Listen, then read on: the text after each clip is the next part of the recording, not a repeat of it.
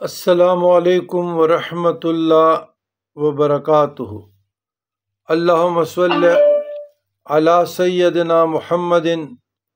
وعلی آل سیدنا محمد وبارک وسلم افضل صلواتک بعدد معلوماتک وبارک وسلم۔ برادران اسلام، کشادگی رزق کے لیے، ترقی کاروبار کے لیے، جو لوگ چاہتے ہیں کہ اس کے رزق میں کشادگی ہو، بے روزگاری سے نجات ہو، کاروبار میں برکت ہو اور برکت والا کاروبار ملے، بازیابی سرمایہ کے لیے، یا قرض دار ہو یا کوئی دکاندار ہو، پراپرٹی ڈیلر ہو، اس میں برکت نہیں ہوتی، یا ملازمت کے لیے کوئی پریشان ہو، نئے کاروبار کے لیے پریشان ہو، رزق کی تنگی کو دور کرنے کے لیے پریشان ہو، تو کاروبار میں خسارے کے وقت پریشان ہو، تو اگر کوئی غم و پریشانی میں مبتلا ہو، یا اس کی مالی حالت بگڑتی جا رہی ہو، یا اسے کاروبار میں نقصان ہو رہا ہو، یا مزید اندیشہ ہو، تو اسے چاہیے کہ دعائے حاجات کے نام سے ڈسکرپشن مضمون میں بھی آ جائے گا، میں نے جو وظائف تجویز کیے ہیں اس پہ عمل کریں۔ مثلا ان اللہ هو الرزاق ذو القوۃ المتین، یا اپنے وظائف میں ایک تسبیح رکھ لیں یا رزاقوں کے ساتھ،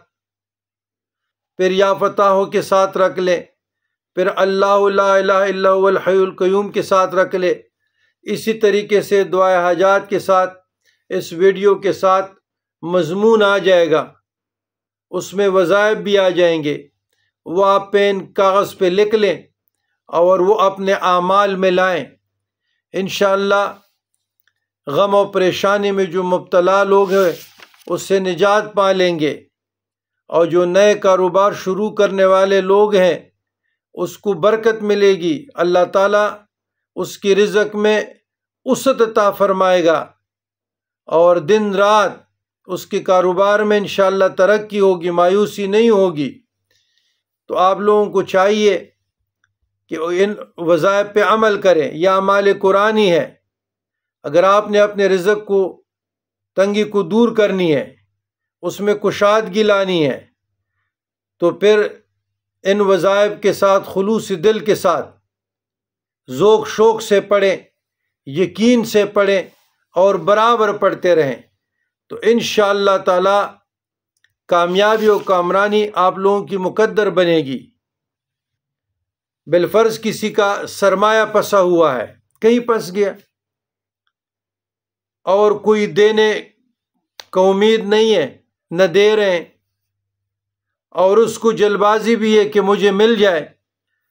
تو یہی جو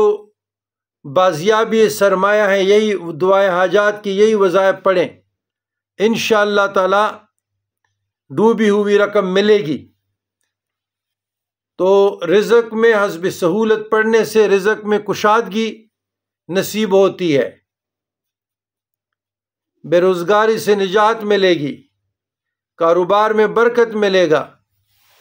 لیکن اللہ کے ذات پہ یقین کریں، توکل کریں، 2 رکعت صلاۃ حاجت، 1 مرتبہ سورۃ فاتحہ، درود ابراہیمی، اس کے بعد پھر یہ وظائف شروع کریں، چلتے پھرتے اٹھتے بیٹھتے، انشاءاللہ اللہ تبارک و تعالی آپ لوگوں کے جو بھی مصائب ہیں، جو بھی مشکلات تکالیف آزمائش ہے، ان سے ضرور نجات عطا فرمائے گا۔ وہی اللہ ہے، کارساز تو وہی اللہ ہے، انسان توڑا ہے،